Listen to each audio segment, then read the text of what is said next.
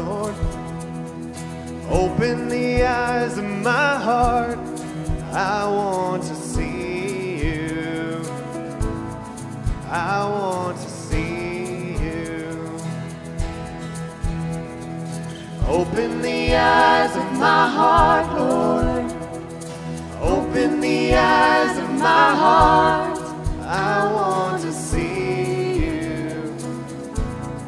I want to see you. To see you high and lifted up, shining in the light of your glory.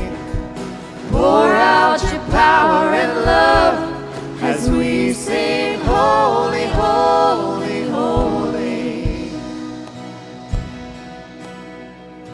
Open the eyes of my heart, Lord. Open the eyes of my heart. I want to see you. I want to see you. Open the eyes of my heart, Lord. Open the eyes of my heart. I want to see you. I want to see you. See you high and lifted up, shining in the light of your glory. Pour out your power and love as we sing, holy, holy, holy. Holy, holy, holy. Holy, holy, holy. Holy, holy, holy. I want to see you. Holy, holy, holy. Holy, holy, holy. Holy, holy, holy. I want to see you. To see you high and lifted up, shining in the light of your glory. Pour out your power and love as we sing, holy, holy, holy. See you high and lifted up, shining in the light of your glory. Pour out your power and love as we sing, holy, holy, holy. Holy, holy, holy. Holy, holy, holy. Holy, holy, holy. I want to see you. Amen.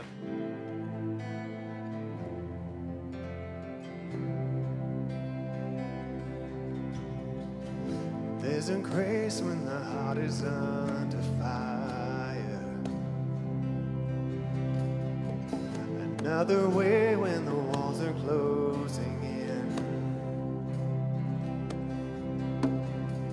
And when I look at the space between where I used to be and this reckoning, I know I'll never be alone. There was another in the fire standing next to me. There was another in the waters and holding back the seas. And should I ever need reminding of how I've been set free, there is a cross that bears no burden, where another died for me. There is another in the fire.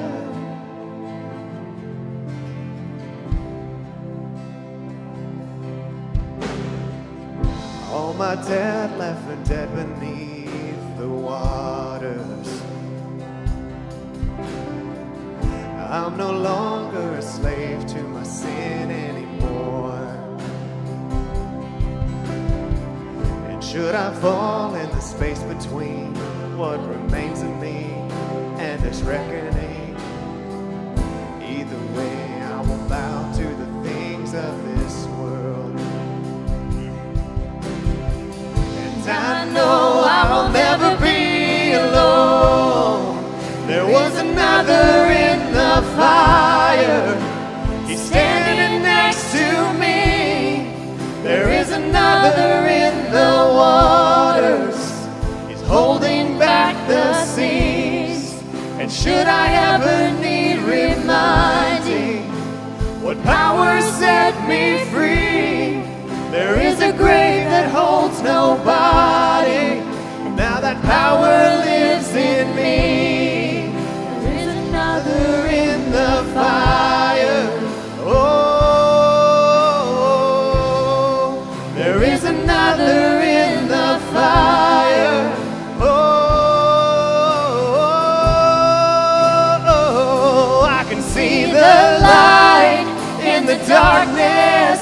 As the darkness bows to him, I can hear the roar in the heavens. As the space between wears thin, I can feel the ground shake beneath us as the prison walls cave in.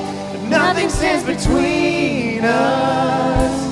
Nothing stands between us.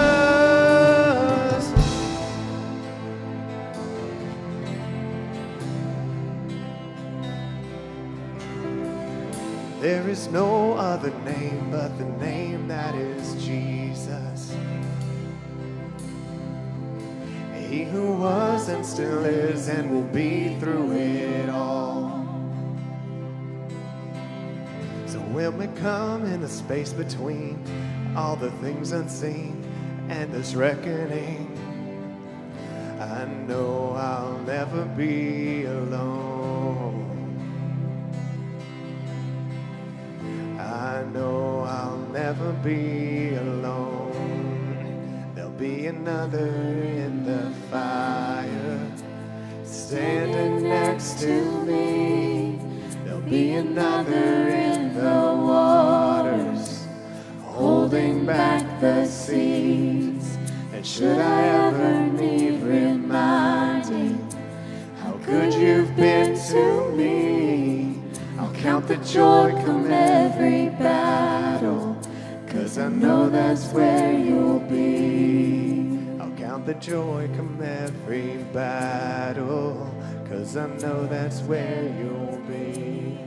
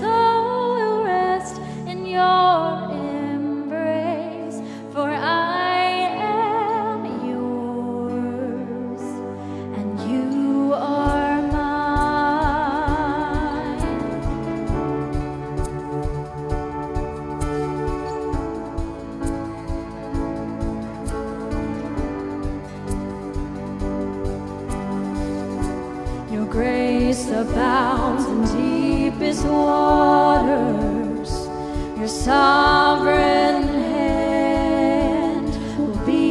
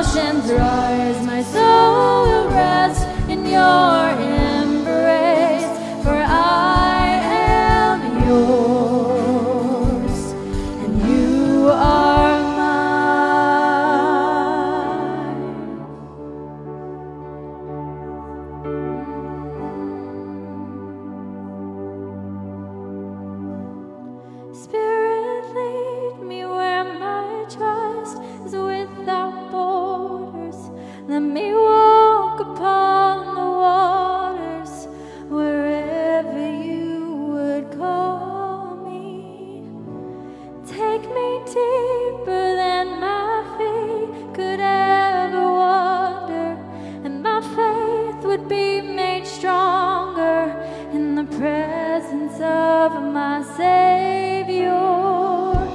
Spirit, lead me where my trust is without borders. Let me walk upon the waters wherever you would call me. Take me deeper than my feet could ever wander, and my faith would be made stronger in the presence of my Savior.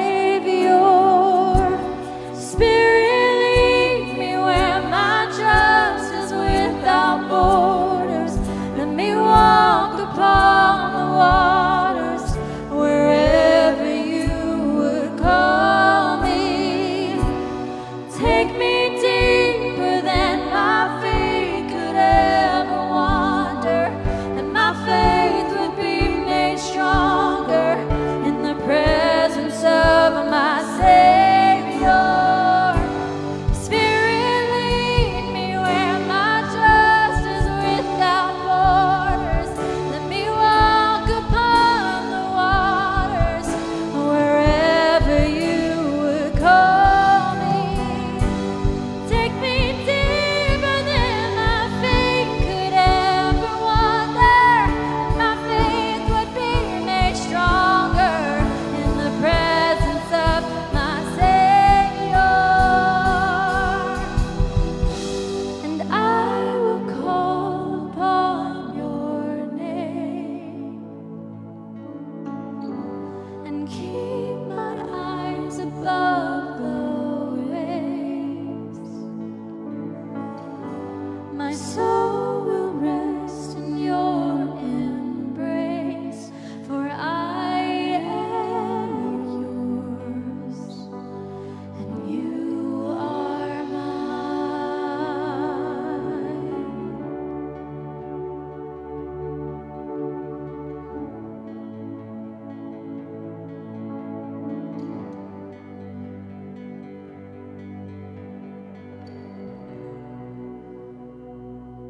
We'll do our best to share from the heart about what the Lord did this week. But we just got back from the Dominican Republic, if you're new to us, and we took about 16 from our church, but we were a part of a larger group with 4 churches combined, and the total, I think, was 52 from the 4 churches. And so the other 3 churches were in Mississippi. We made a connection about 3.5 years ago with a church up there, and they kind of presented this idea of this ministry and what was going on, and I felt like it was a great place for us to get involved in, and that's turned out to be true.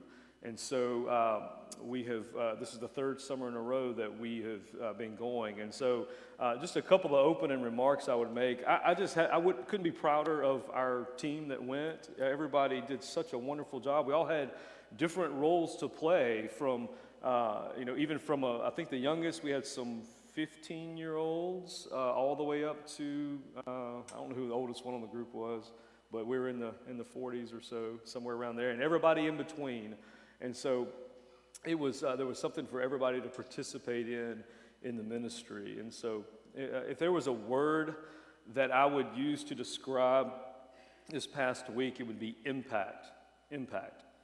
And that was a word that was stated by several people on this trip. And I've been on a lot of mission trips over the last 20-something years, and a lot of times what you see is you're planting seeds, and you're working towards an end goal that will one day happen. It's just depending on where you go. That's just kind of the nature of it. You're just kind of, you're working, you're plowing ground, you're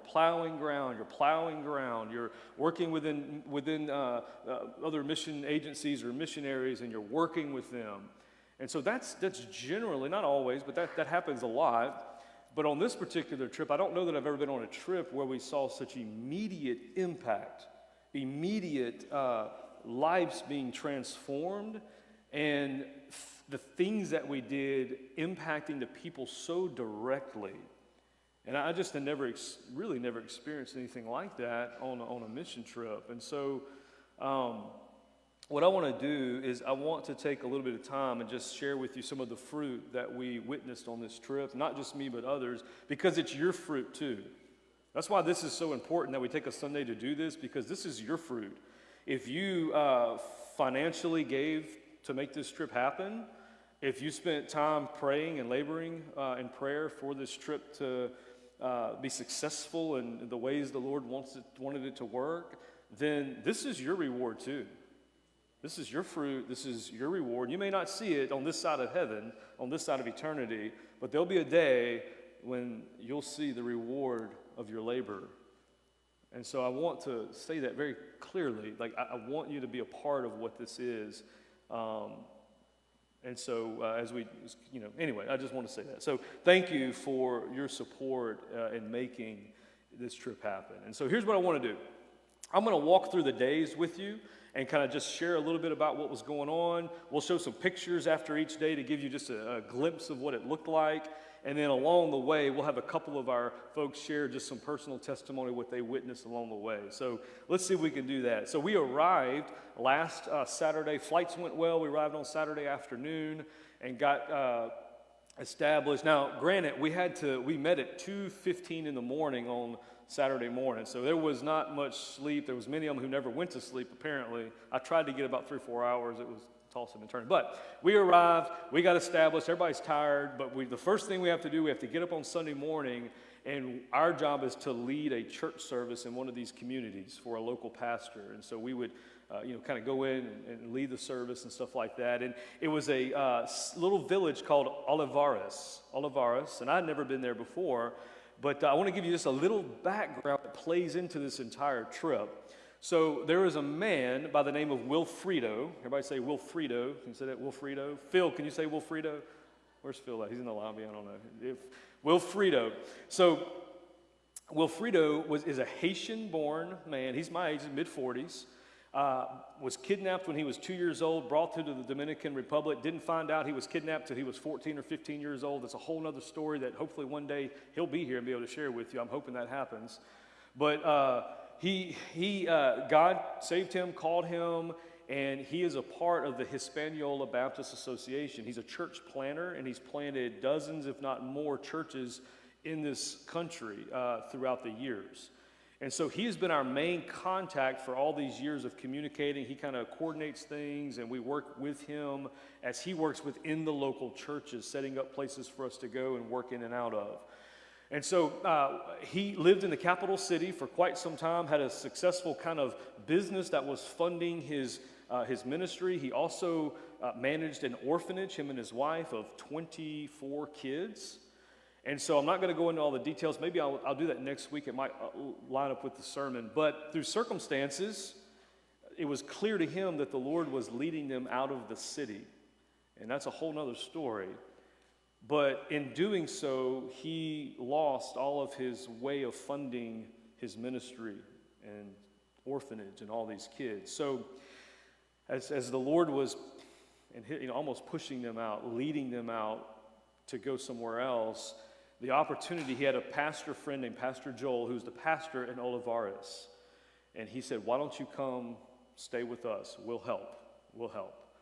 And so they moved east out of the capital city about an hour and 20 minutes away to this little village in a sugarcane field.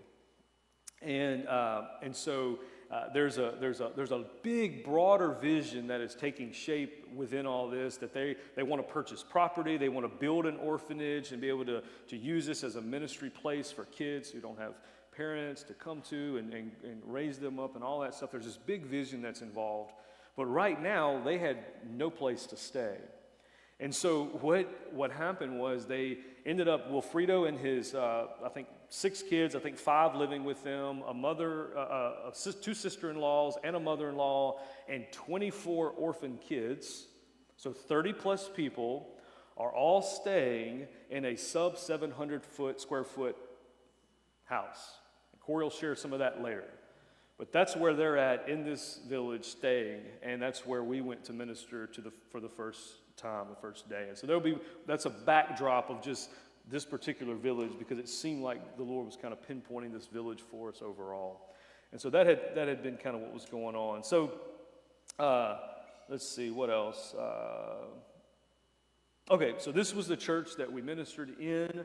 And so I'll show you just a few pictures of what that kind of looked like. This actually was a nice church. We were, I'm telling you, when I tell you in the middle of a sugarcane village, the houses they lived in were as ratty as you can imagine. Like, I'm telling you, but this particular church, somehow or the other, they had the ability to get screens in there. They had a sound system, which most churches did not have any kind of screens.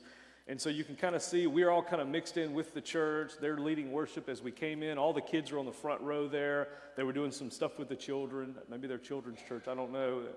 So let's see what the next picture is. We got a couple pictures. This was after the service. We'll talk about that in a minute. Incredible.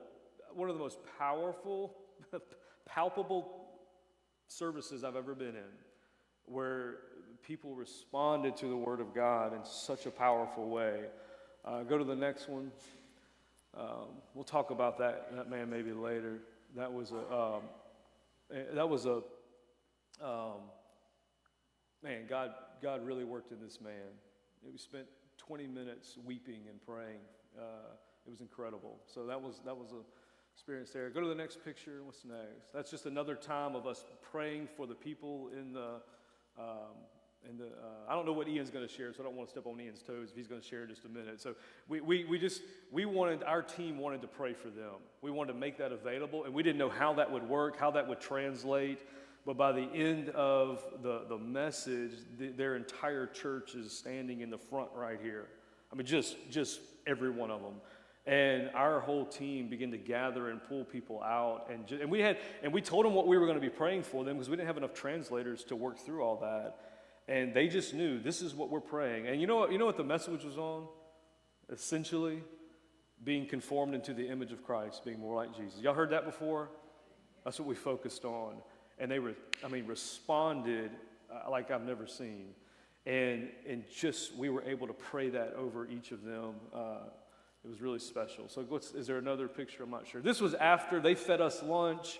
They as soon as we finished, they brought out tables, and they were cooking in the back and brought us the local kind of Dominican meal of rice, beans, and chicken, which was really good. And that's one of the tables there. And then after that, this is Wilfredo, who I mentioned earlier. He was there, and at this point, the afternoon after we ate, he was able to share more of his testimony with the group and kind of the vision of what's going on and what was happening. Is that the last picture in that group? Okay. And so I just wanted you to get a picture of him. We were with him all week. And so I want Ian, let's see where the microphone is. I want Ian to share just a little bit about the experience in the church and maybe personal experience first, and then we'll kind of continue. Let's see here.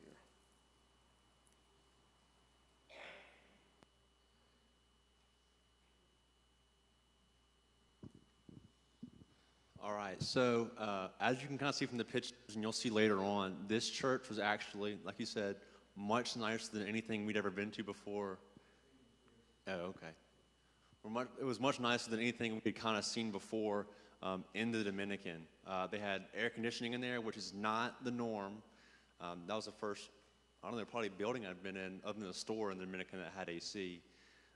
It's normally just fans and open windows. They had paint on the walls, and they had television screens, which was pretty new for us. But God obviously richly blessed this church, not only physically but spiritually as well. So a number of some of the interns we have here, and we're able to have the privilege of leading worship for this group. And one of the things that always sticks out to me on these trips, it's the second year I've gone, is just the global church. You know, we're a lot of times in America, we're kind of thinking about, oh, well, I go to Amite, I go to First Baptist, I go to wherever, you know. But really, whenever you're going across the country or across the world, you know, you're kind of seeing how, as Christians, we all can unite under one banner. You know, they were singing songs that we know, but in Spanish, and we were able to sing along with that melody. So it's really encouraging and always builds my faith whenever I'm able to see Christians across the ocean just worshiping along with us, and that language is universal. The hospitality is universal, and it's just a glimpse of what, you know, heaven will be like one day, when every tribe and every tongue is there worshiping Jesus together. And so that was really encouraging part of the service. Luke came up to give a message, and we're kind of laughing about it. Like it seemed like the most, it was a very, what's the word, well-known topic. Like it had been discussed before, being conformed to the image of Christ. But just in that particular moment, that day, the Spirit moved in that church, and Wilfredo, who you saw earlier, was interpreting for him, and he even said that in his words, like the Spirit was just so, tangible. He really felt the Spirit in that moment, even as he was interpreting, like he felt like God was speaking to him. And God really used Luke that day, and not because he was special, but just because he was the vessel that God wanted to use in that moment. And it seemed like the whole church responded to that message. They came up for prayer. And that's kind of the theme of the whole week, too. The Haitian people. So we're in the Dominican Republic, but we're more eastward, where it's mostly Haitians who are a heavily oppressed group in that country. And so we've been ministering there because they seem to be under the most persecution and the most poverty. And so they're also a very spiritual people. So there's quite a bit of prevalence of voodoo culture in the country. So they definitely believe in the demonic and evil side of the world, but they also believe in good. They believe in Christ, and they believe that God reigns. And so, every time that we call for prayer, they'd come forward during the church service and also during the distribution of the water filters. And so it was just really neat to see that and have the opportunity to pray. Again, they didn't know what we were saying when we were praying for them. Most of them didn't speak English at all. But again, just like that universal nature, like they know that they're being prayed for. And as we saw, can you look at the picture of the guy in the red polo earlier? Yeah, so Mr. Jim, Miss Heidi's father, was able to pray for him. And he was playing the bongos at church, actually, and he was able to just pray for him, and it had a great impact. And something that was kind of challenging for me about this whole service was how big the response was and how eager they were for prayer. And it just, in my own mind, it's like, man, we have so many, and even in my life, it's like I have so many things that hinder me from being close to the Spirit, being close to God. And these people who, probably wholesale are just closer to God because they have to rely on Him for their daily needs. They're rushing to the altar. They're rushing forward for prayer. They're God, I need more of you. God, I need victory in my life. I need comfort. And we had some that came forward to have prayer for family issues. Luke kind of felt impressed during his message that somebody was kind of struggling with just having some family issues in their life, and they came forward, and the Spirit was really moving. So it was really a great service, and it was so great to be a part of the global body of Christ and just experience how they worship God in a different cultural context. And just being able to relate to them was so encouraging. And I know for all of our first-time mission trip goers, it was a great experience as well. And I won't go on too much longer, but I think just overall for me, it's just a faith builder every time. And I'm sure you'll probably hear that through the remaining testimonies, just of how much they're I don't want to say forced, but how much they must rely on God. They have to. They have no option. But to trust God, especially for the Christian who, and even I remember Wilfredo saying, how much he felt like God was taking away things from him to conform him into the image of what God wanted him to be. And I was thinking the whole time, like, man, haven't you lost enough? Haven't you gone through enough? But in his mind, those things were a distraction. And so we have plenty of distractions here, and it's so easy to look back at that and say, wow, God, I really need you. So, yeah, that was my experience. Thank you, buddy.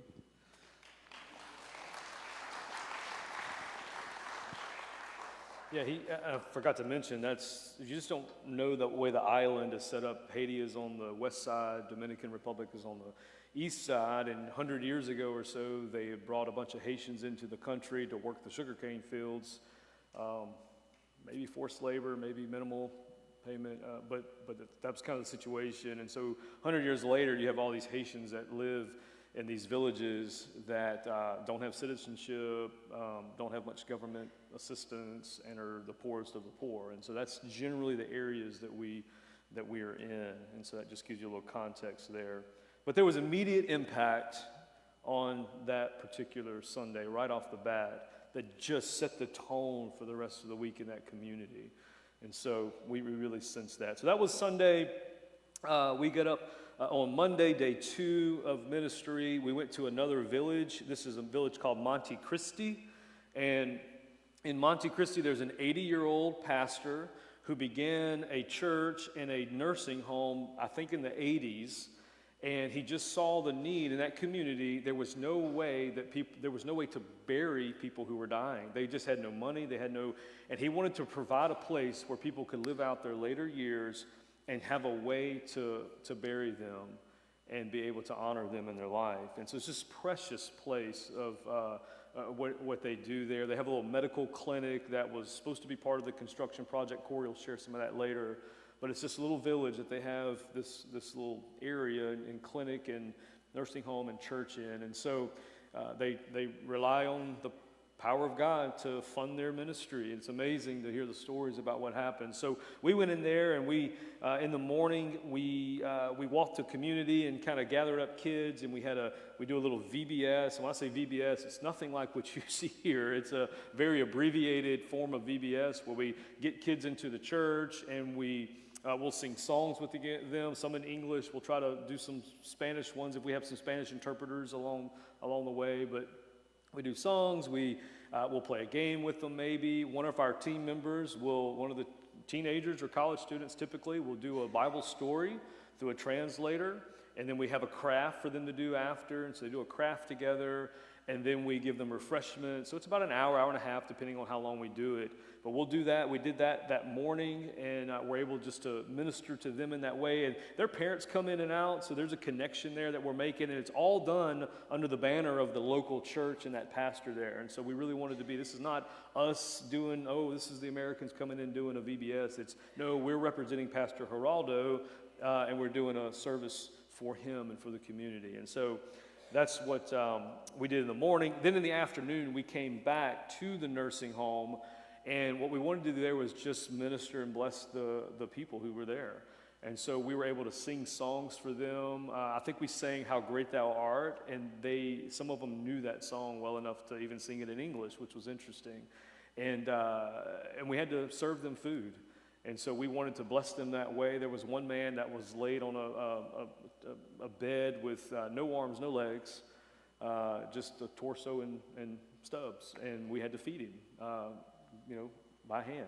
And there were several others that just have terrible conditions that they are experiencing. And so it was an eye-opener, I think, for some of our team to see that and be able to minister in that way. And that's a hard place. For me, some people love that. And for me, that's always a hard place for me to go into. It's just difficult. So I think we got a few pictures we'll show of the morning time. This was the morning. This is actually, one of our construction team was on top of a roof and took this. This is us gathering, fixing to go out into the community to invite kids to church. Go ahead, the next one.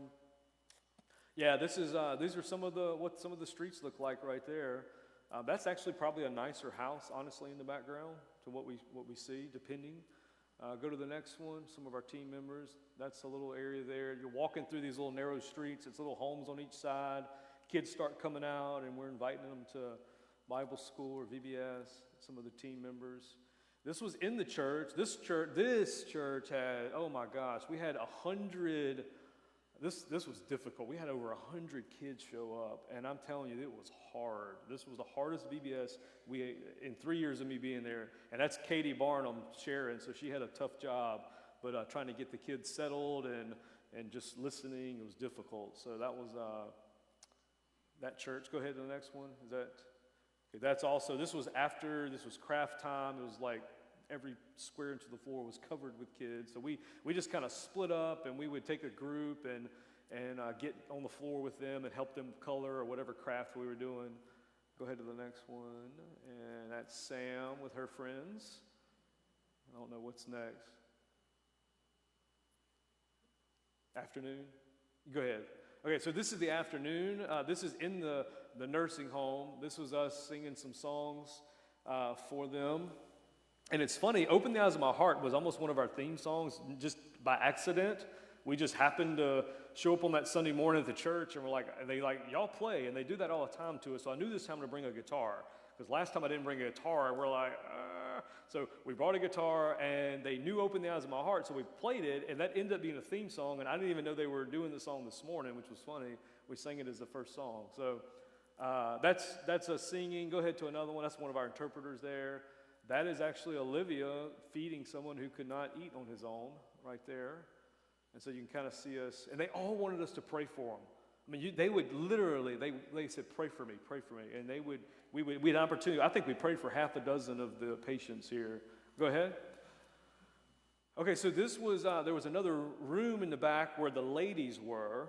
And so we had a group of our girls go to the back room just with the ladies, and they sang a couple of songs with them. And fortunately, Katie knew how to play guitar, and she was able to play and lead, and they all kind of sang together. I think there's maybe one more of that. That's Madison. That was a special lady over there that you were singing to the whole time. It was a really sweet experience there that she had with that lady.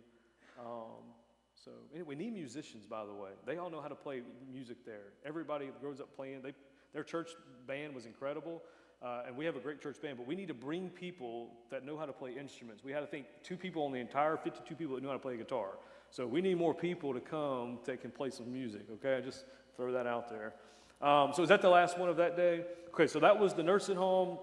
Just to give you a glimpse of what that looked like, that was on Monday. On Tuesday, our overall group split up into 2 large teams, and we went to a place called La Balsa, and no one from our group or our leadership had ever been to this village. It was kind of a new work, and the other group went to another village where there's no work whatsoever being done. This particular village that I'll show you in just a second, it had one church. It was, we think, a Pentecostal church, but there's no church that was with the association, like the Baptist Association there, or planted by Wilfredo. So there was a real, weren't sure what to expect when we got there kind of thing.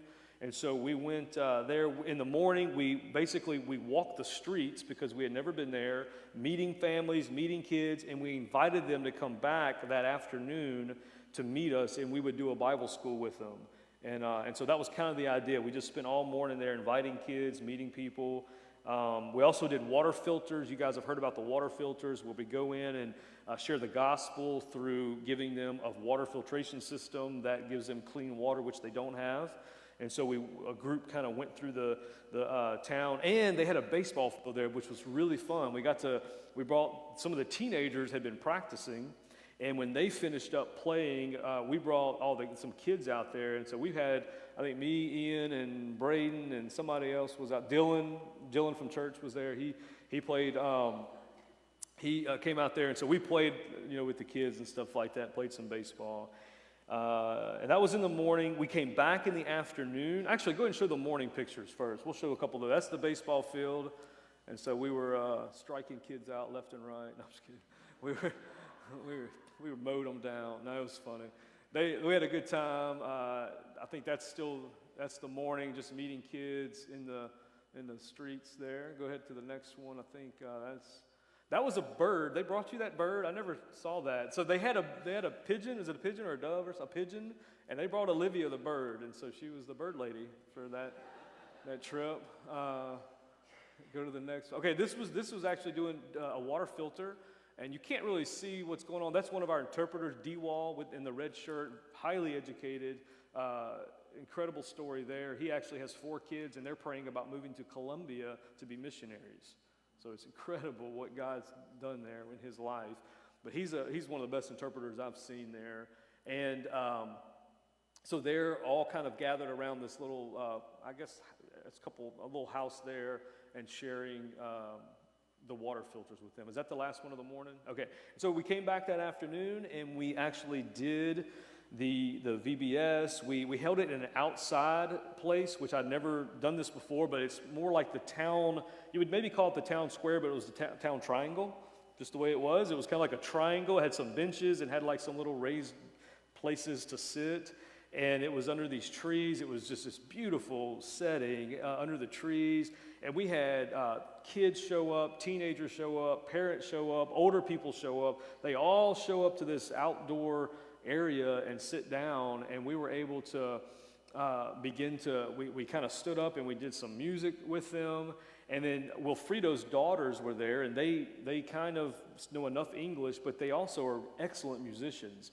And so I asked them, I said, do you know Open the Eyes of My Heart? And sure enough, they said, yeah, and they knew it in Spanish. So they got up with us, and we would do a verse in English, or one time through in English, then they would sing it in Spanish.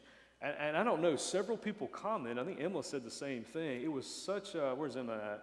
Then you say that about just when we began to sing that song over that community, it was just an emotion that, I don't know, I mean, she said, I think she got Braden, my son, said, man, I almost cried. It was just like this, we sang that song with them, over them, and it was just an interesting little dynamic thing that happened right there. I don't really know exactly what was going on, but this was probably my favorite place all week to be. We told one of the guys from the other church, he was a big football coach, and he had a big booming voice, and it was just random that I say random, but he was selected to give the Bible story. But it could not have been anybody else. Our girls had done it. They would have been so quiet, you'd have never heard them. But this guy got up, and he had this booming voice that carried all the way through, and it was perfect. He told the story of Zacchaeus. Our translator climbed a tree and got up in the tree, and so you could just see, I mean, the whole little thing played out. And he did an excellent job of just laying out, even he wove the gospel in the end of it. And so we were able to do that. We broke up in groups and then played some games with the kids. And that was a special time, place I'd love to go back. And we'll show some pictures of that afternoon. So this was, again, kind of in that little area under the trees, triangle. I don't know how well the pictures will show it, but go ahead to the next one. That's us standing up, leading some songs with them. Go ahead. That's Emma. See her. Next one. That's kind of a bigger view of like standing back of that whole area and just, everybody kind of filtered in. Go ahead. Yeah, this is another little area. I think we were playing some games right here with the boys and girls in the little area. Is that the last one? Okay, so that was the third day, day 3, Tuesday, going to this community here. And so I'll move quicker here. On the next day, we went into 2 other cities. We went to a little village called Santa Fe, did the same thing. We did water filters, we did VBS for this church. Then in the afternoon, we went back to Olivares where the orphan kids are, and we wanted to spend the afternoon with them. And so we went back into that church and just really ministered and spent time with these kids. We did filters in that community, and we did another VBS as well there. And so I'll show you some pictures of the next day. This was another little church. This church was hot. They had some fans going, but it was a hot little church. That's us. I think they were doing we were doing the walls of Jericho, the story of the walls of Jericho, and the kids were marching around the walls, and they were crashing down. So that's that one. Go ahead, next one.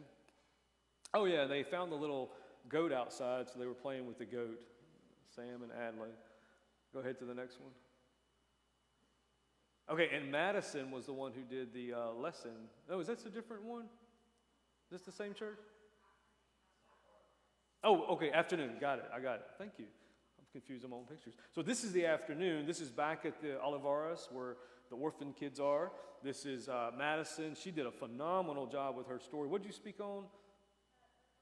Let the little children come. And I love that one. And so she did a great job with the translator there. Is there another one there for that one? That's sitting. We were doing crafts with them. They made crowns, which was fun. Go to the next one. That's Abby. Sweet. Is that a little boy? Next one. And there's all the kids with their crown. That's all the kids from the orphanage there, or a lot of them right there. Is that the last one on that one? Okay, so that just gives you a picture of what that looked like in that church there. Thursday, day 5 of the trip. This was our last official day of ministry. And so we did something. We went to we went to a little village called Melita. Was it La Melita, I think? El Melita, something like that. Melita, forget the name exactly. But this was interesting. This was a small village that was in the middle of nowhere, in the middle of a sugarcane field. The people who were leading the trip with us had no idea it was even there. There is no church there whatsoever. We think it was established years and years ago when they brought in sugarcane farmers, because they had a lot of concrete buildings that may have been a place where people kind of stayed temporarily. We're not really sure, but eventually a village was formed. And I'm telling you, when I say small, I mean it's like from here to the cemetery, and it's just kind of like a strip, and it's out in the middle of nowhere. And so, again, no running water, no electricity at all. That's how primitive this particular area is. No church. And so the kids, it was very evident that they had never experienced the type of ministry that we were doing. They didn't know what that was. They were very reserved, very cautious. They didn't get into the music really. So it was very, very groundbreaking in trying to kind of get into this little community. A couple of the kids, I think, didn't even know what a Bible was. And so that's kind of where we were at. But we gathered under what we called the village tree. It was one tree on the outside of the village that was big. And we gathered under that tree, and we told the story of Jonah to them. And so they tied the gospel into it. And then this was the craft that we picked for this day was absolutely perfect, because we did the salvation bracelet. And Ethan, my son Ethan, he was able to walk through the gospel with parents sitting there, kids sitting there, and tell the story of salvation to them and have them make their beads. So we know that the gospel was presented to them in a clear way in which they could, maybe, who knows the work that will develop from that in this community. And so we got a couple pictures I'll show you here of that. So it was just kind of a strange, these concrete buildings, and it just kind of was the center of it, and it was just little huts on either side, and it just kind of went through. So go to the next one. This was outside us. That's actually under an almond tree, which we broke up the almond. I never seen one before. We broke them up and ate almonds, so that was really interesting. But that was under a little almond tree. Go to the next one. That's just the kids kind of gathered around on these rocks, and everybody sitting together. Go ahead. That was telling the story. One of our translators. There's Emma. Go to the next one. Is that it? There wasn't one more. Did you get that other one in of the salvation bracelet? Okay, that's all right. So there was. So that just gives you an idea of what our days looked like. I mean, and so these were, a lot of the ministry was VBS. It was filters, meeting people, encouraging, going into local churches, helping their ministries out. And along with that, there was a construction project that was going on all week. And so we'll get to that in just a second. But I want Abby to come. And Abby's one of our interns this summer. And she had a wonderful week. And I just want her to share a little bit about her experience this week. Okay, so there's so many different things I could tell y'all about, and I could just go on and on and on. But I just want to tell y'all about what stuck out to me the most. So the first night, we would have these meetings after dinner, and PJ, he was pastor of So Church, he told us your presence is greater than any presence that you can bring to them. And at first I didn't really understand it. I was like, okay, but I very quickly learned what he meant by that. When we would arrive to the villages, their faces would just light up. They were so excited for us to be there. The kids would just flock, and they would grab onto you, and they wouldn't let go, and they just wanted you to hold them. And they were just so excited for us to be there. And the first morning, our first full day, I was blessed with the opportunity to do water filters. And we knocked on this woman's door, and she eagerly invited us into her home. And with her limited supplies, she gave us drinks and food. And she just wanted to talk and talk and talk. And we asked her, after we did our water filters and everything, we asked her if she needed anything, and she just wanted us to stay. And that was so powerful to me. Like, she didn't want money, she didn't want food, she just wanted our company. And like, that's all she wanted, which was just so incredible to me. And then in another village, Molita, I believe, yeah, Molita, the one where no one had ever really been, the kids were super shy, reserved, the parents, but this little girl, she had a little red dress on. She looked at me with a big smile on her face and ran right up to me, and she just wanted me to hold her. And I tried to hold her the whole time. It was a little difficult. It's a little toasty out there. But she just wanted to be held. Like, that's all she wanted. And, like, it just made me think about the importance of being present, and not only being present, but in our presence being filled with the Spirit and showing these people the love of Christ. We may be the only Bible that someone could ever read, and we need to take advantage of that opportunity. And I'm sorry, I have to pull up my notes.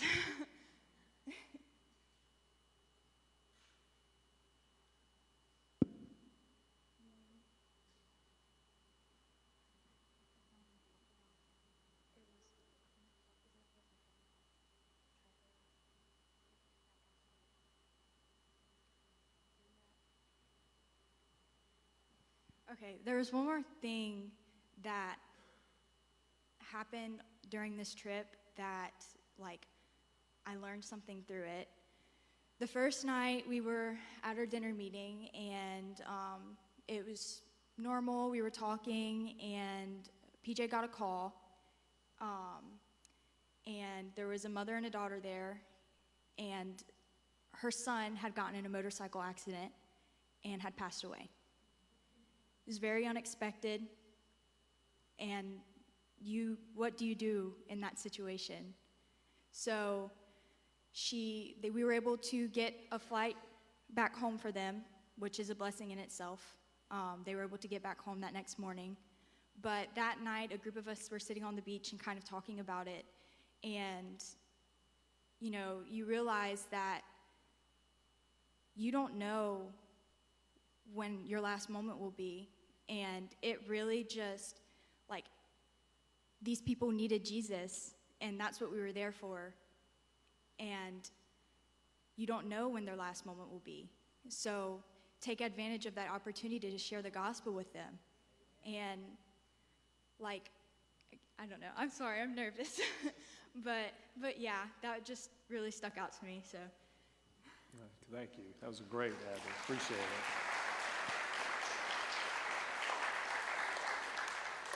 Well, she's right. I mean, we go to give on these trips, but it's amazing. Everyone who goes gets as well something. I mean, you just can't not be changed by what you experience there. And so thanks for that testimony. So I want to get into, as we kind of wrap up, I want to talk about the construction, because that's a main part of what we do, and we'll, throughout the week. But I want Corey to come. Corey was a part of the construction crew, and I want him just to share his perspective on that, and then we'll show some pictures here together, and we'll kind of walk through a couple of pictures in just a moment to show you what that looked like. Thank you. First of all, I'd like to say that I had never been a part of anything like this. Never kind of sat on the sidelines. My wife Tracy, who's in the nursery, my daughter Madison, my son Tristan, they've been different countries, Costa Rica, Honduras, Belize, doing these things. I've never even had a passport, and that was part of my excuse. I can't go. I don't have a passport. So I actually missed the meeting about this trip when Luke had it and thought about it. I told him I was interested, so he's like, man, just give us some thought. There's a construction project going on, a construction group. We think you could be a big part of that. So Highly encouraged him to come. highly encouraged me. And it got down to, it was the Wednesday night where I had to commit, and we're sitting over there in the coffee shop, and here we go. I said, all right, I'll do it. So that next day, I was like, well, I got to get my passport. So I did all that, and did the supper and the garage sale, did all that. It's things I didn't want to do, but you do it anyway, because I like being home. So leading up to the week before this trip, I mean, panic mode has set in. Okay, I'm about to leave my house for a week. I'm about to leave work for a week, which is another thing. I have never, ever unplugged from work for a week.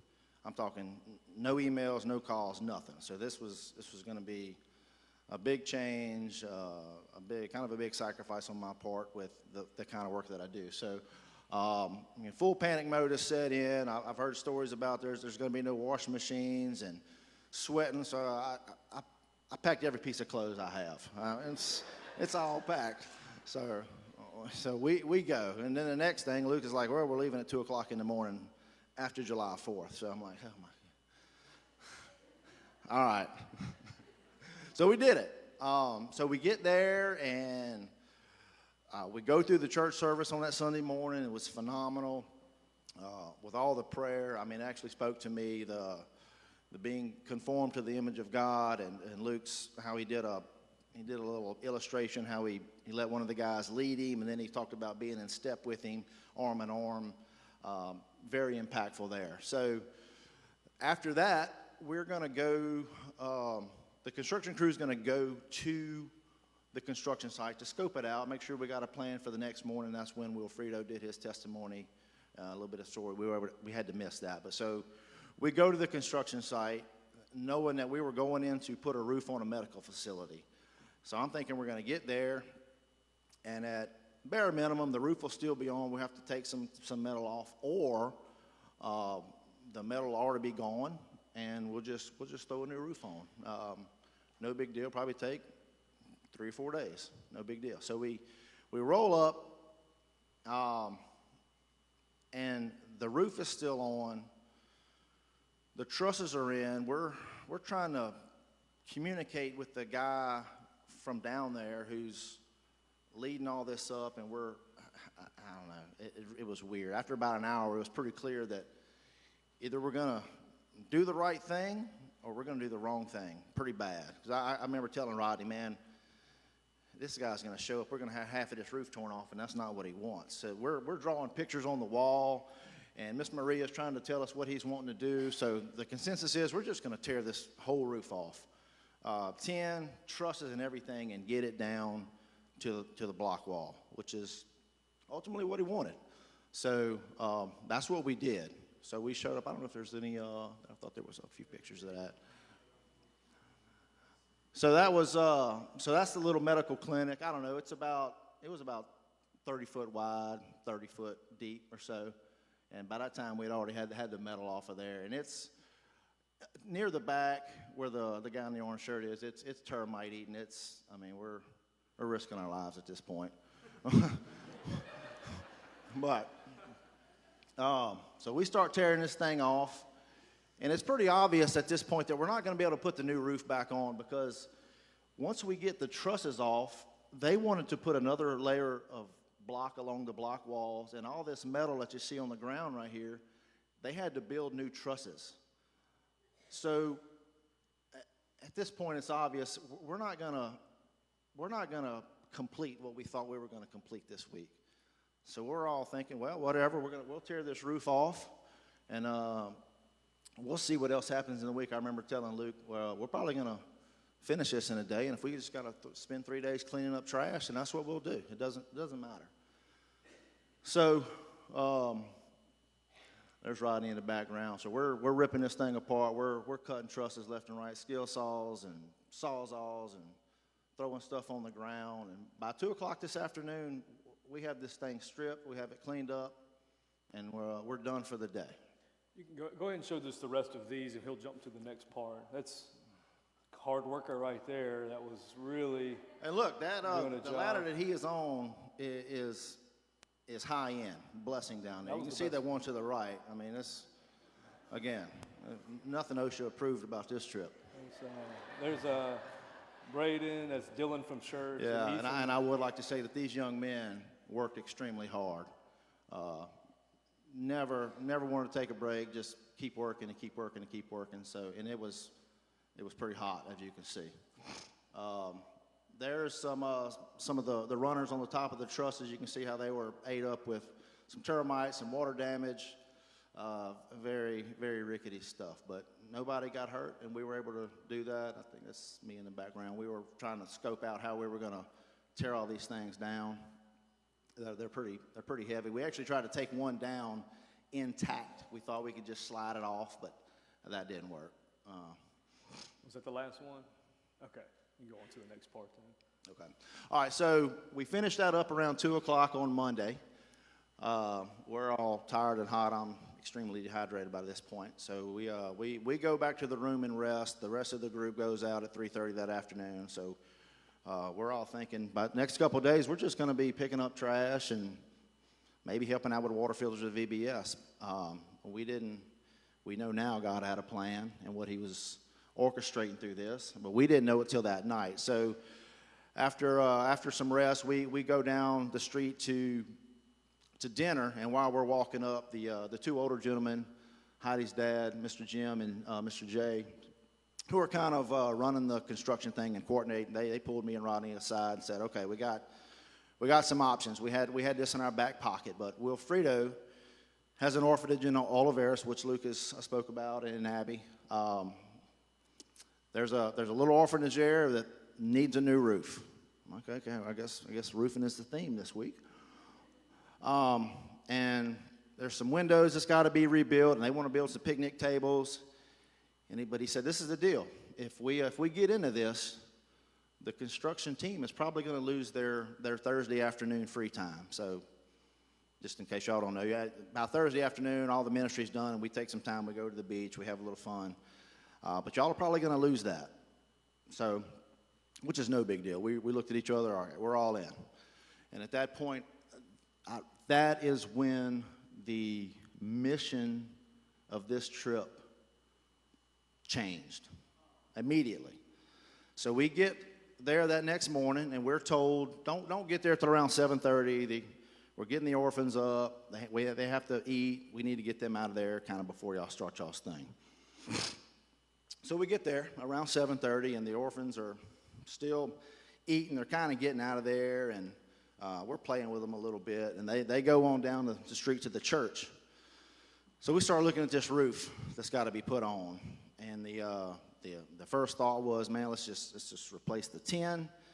And the more we looked at it, it just that wasn't going to work out. This is the orphanage, so it's about 700 square feet maybe, which is, I don't know, from about here to the same side and maybe to the back steps, with 30 people living in this thing.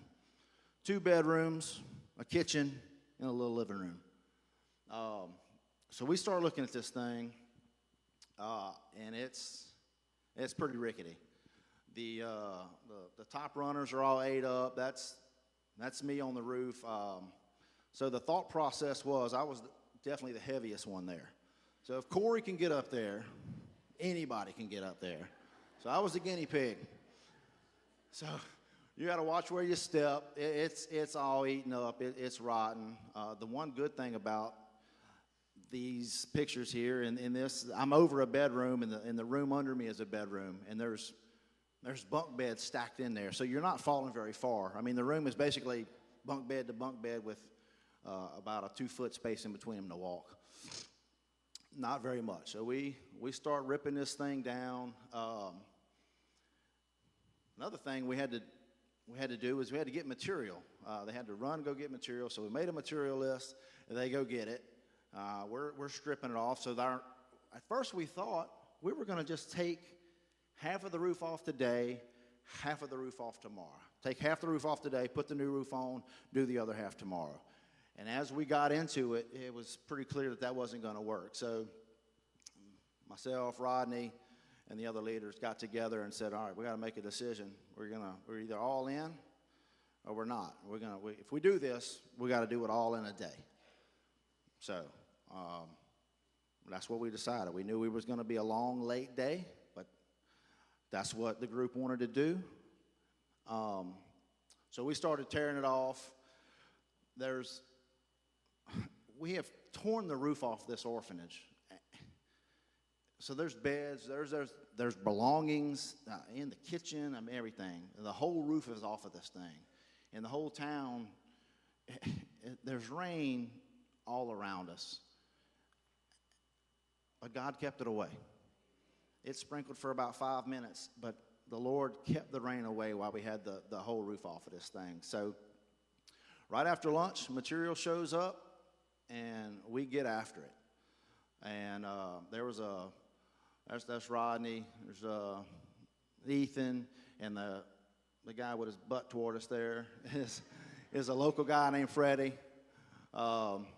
They jumped in with us. They actually are the ones that convinced us we could do this in a day, because I was thinking there's no way. But they jumped on it. We had all the tin. We slapped it all on there with their help. We couldn't have done it without the local guys' help. It was Freddie and another guy I'll talk about in a minute, Abraham, who me and him had a pretty special connection. So we slapped this on, and it's 3:30 in the afternoon, and we're finished. The roof is on, no raining, and Wilfredo shows up, and he's ecstatic. He just couldn't stop talking about how we gave him a new house in one day. And what Luke said, the impact of that, because these kids have been sleeping. When it rains, they were getting poured on, nowhere to go. Every room, every corner, every inch of this house leaked when it rained. So we were able to do that. A new roof on, the rain stayed away, and we're good. So the next day, we're going to go back and put on some windows and build picnic tables. So last year, the team had built 3 picnic tables at the other place, which is they had to move from there. So they brought the 3 picnic tables to here. They wanted 6 more, so that Wednesday morning, they went and got the material for new picnic tables, and Rodney, Ethan, Braden, Mr. Jim, and the little boy right there, they built 6 new ones in a day as well, while me and another gentleman from a different church stayed and completed all the windows. So in a matter of 2 days there, we were able to put on a new roof. This is the inside. There was also electrical to do. This house did have electricity. So one of the guys from a different church named Zach, he was actually an electrician, had an electrical background, so he was able to handle all the electrical portion of it, put all the lights back up, put in some new switches, put in some fans for them, and get them ready to go. So they were ecstatic. So by the end of the day, Wednesday, they had a new roof. They had 6 new picnic tables and all new, I call them windows. We made them some like covers for their windows that folded out where they could shut it when it's raining and open it up and get them some breeze in. But the impact there was phenomenal. And what I was able to see and be a part of with this as well was there was a man there, Abraham was his name, and we had an instant connection. And this man... So Corey doesn't know this, but we've got a few pictures of him and his buddy. So Fair enough. You can just kind of show him in the background and see. So this is him. I'm sitting in his lap, and I outweigh him by 100 pounds, easy. But this man, he had so much joy in his heart, and he lives in this Olivard's village. And I asked him one day, we were walking through it, where he lived, and he pointed to this little shack. It looked like a chicken coop. Oh yeah. He was fixing my knee because he jumped at me. I thought we were going to chest bump, but he grabbed onto me, and we just fell. Fell, kind of cut my knee up a little bit. And I was playing with him. He was putting some Neosporin or something on there. So that's me, and that's us in this the village with no running water, no electricity. He was, I don't know how he got there this morning. I think he rode on a motorbike with Alberto, one of the other translators. But this guy, he broke my heart and encouraged it all at the same time, because he lived there in a chicken coop, happy as can be. I asked him what he did for work. He said, well, when there's work to do, I do work. When there's not work, I don't work. So he was he realized the first time we tried a chest bump, I cut him a backflip. And he went and pointed to a brick wall. He said, "That's what it feels like." A brick wall bush. That's where. So this time I knew he was going to jump in my arms and I was going to catch him. So that was part of that. So just encouraging, life-changing, to be a part and see the impact, the immediate impact of this. There's also another thing I wanted to speak on. When as I said earlier, the mission changed on a dime when we went to Oliveris to put a roof on an orphanage and help kids out and build picnic tables. Well, that Thursday, the morning we went to the village with no electricity, no running water, on the way out, you have to go through Oliveris. So we stopped, and Wilfredo was able to point to the land he was talking about purchasing, where a new orphanage is going and other baseball fields. And I just couldn't help but think of, the Lord had his hand in this, bringing us to this village to see that vision. And I think that Amite, our church, has a chance to be a part of a bigger vision in what the Lord wants to do with a new orphanage, and laying a foundation and possibly being a part of that construction going up. When you see these kids, these orphans, and how happy they are, and what we have a chance to do to change eternity and maybe change the course of some of these kids' lives. And my story is pretty close to that with where we're at right now with our girls, to change the course of some of these kids' lives for eternity and see that eternal impact is huge. So pray about that. I'm praying that there'll be more trips down there, and that we can see God do a big work as we move forward. And I want to be a part of what God wants to do and what he's going to build. And I don't want to not boast about what we did or what we can do. I just want to be a part of what God's doing and join him in that. Thank you. Amen.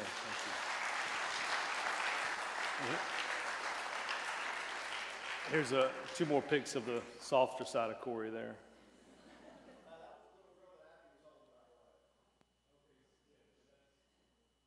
No, that's the little girl Abby was holding there. So she made her rounds. Okay. Well, let me just wrap things up. Just got a few minutes left. Actually, we have a couple of fun pics I threw in, I think. I just wanted to show you. That was in the airport. That was Olivia, after no sleep, was struggling, so we got her something that would help her there. So that was Olivia. What else we got? Okay, this was apparently green shirt, black short day.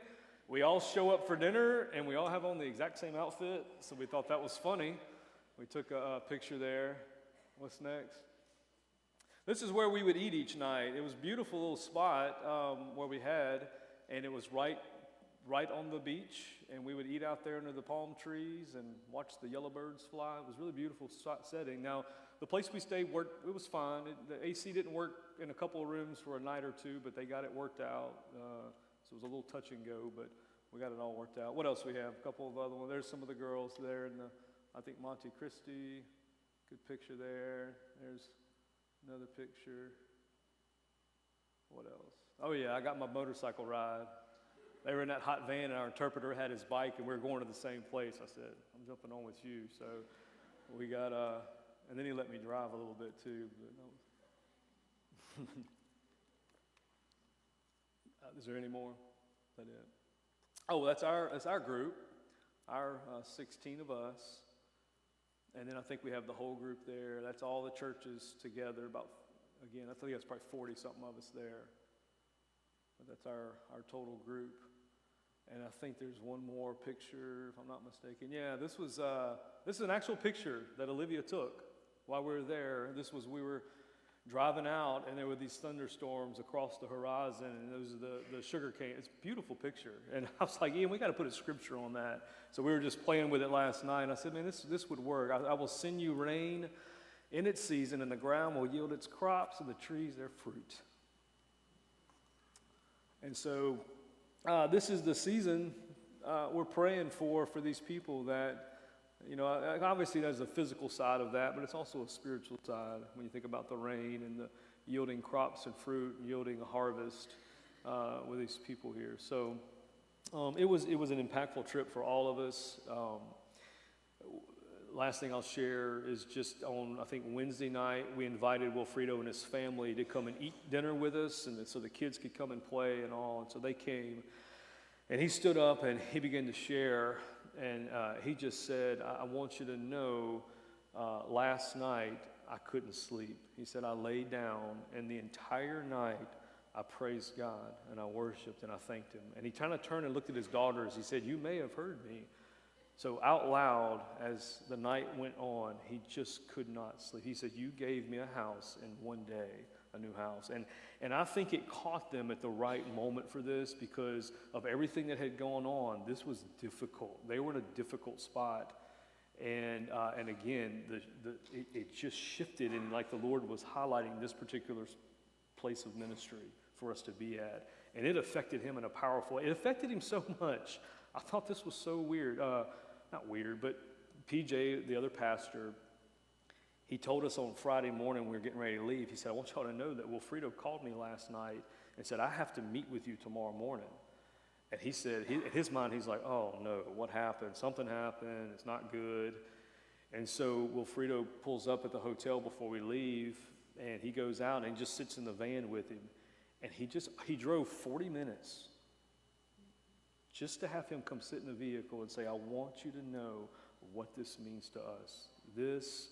I cannot tell you how much we want to thank you and your group for doing this. This has affected us in such a profound way. And so, again, the immediate impact of this trip from a spiritual side, from a physical, practical side, to an encouragement side was immense. And so you play a part in all that.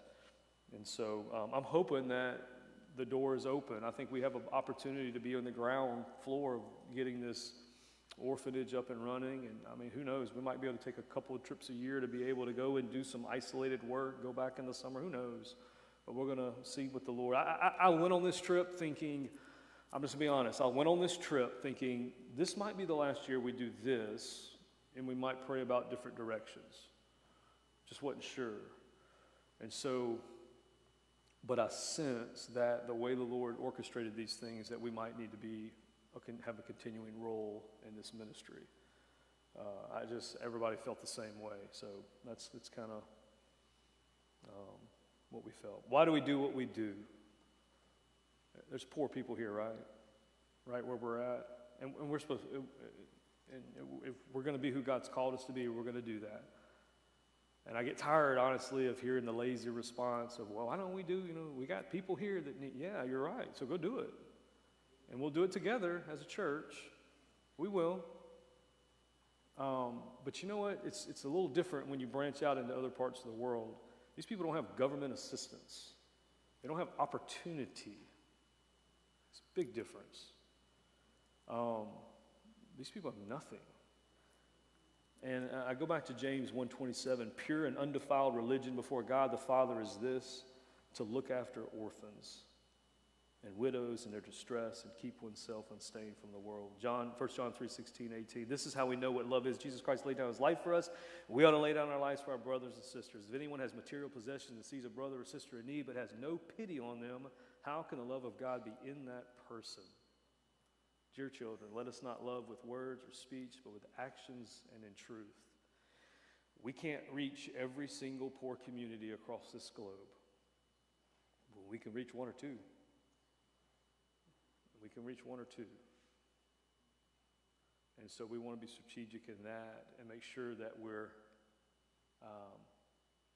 doing what God's called us to do here, building up the body of Christ, being light into the world, reaching our community for the gospel. But we also want to go into all nations, or the nations God leads us to, and proclaim the gospel and build the church up there as well. And we have means to do it. Some of you in here probably have more stuff than everybody in that village combined. Easily. And so we need to be what God's called us to be to these people. And so that's my encouragement to you this morning. I hope it lights a fire in you, maybe for next year to be more involved. Maybe it'll light a fire in some kid to learn how to play guitar and sing so they can just go over there and sing songs. Maybe. Who knows? But thank you for your commitment to this, and we really appreciate it, and look forward to what God's going to do through this ministry. Okay? And so if you